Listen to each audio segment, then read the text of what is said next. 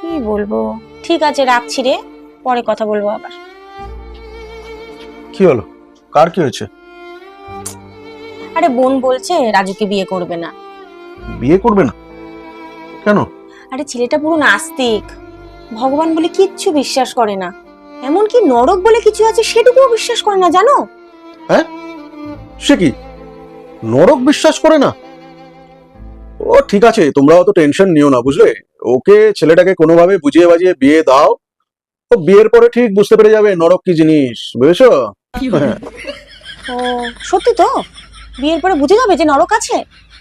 আরে হ্যাঁ হ্যাঁ হবে, আমি নিজেই একসময় বিশ্বাস করতাম না, ও বিয়ের পরে ঠিক বুঝতে পেরে যাবে নরক কি জিনিস।